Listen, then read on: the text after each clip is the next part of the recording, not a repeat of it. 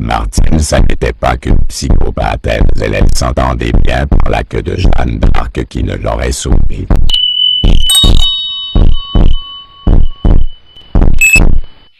Absolument. Ces trois concepts, bien qu'ils puissent sembler distincts au premier abord, sont liés par le phénomène du son et de sa perception. L'écho et la résonance sont des phénomènes physiques liés à la propagation du son dans un environnement. L'écho est le retour d'un son après qu'il ait été réfléchi sur une surface. C'est comme un miroir pour le son.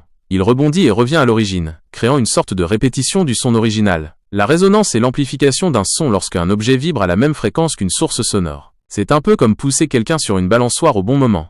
Chaque poussée amplifie le mouvement. L'hallucination auditive, quant à elle, est un phénomène psychologique. C'est la perception d'un son qui n'existe pas dans la réalité. Le cerveau crée alors des sons, comme des voix ou des bruits, que la personne entend de manière très réelle. Comment ces trois concepts sont-ils liés ?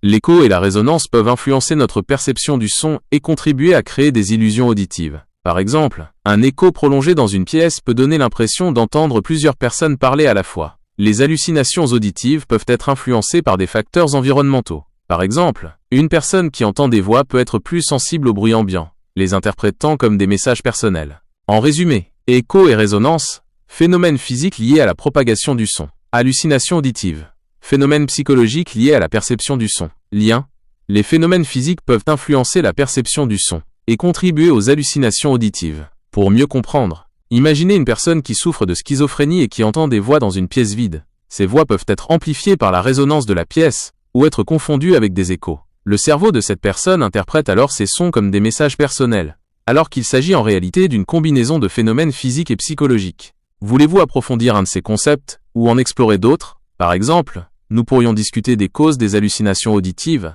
des traitements possibles, ou encore de l'impact de l'acoustique sur notre bien-être.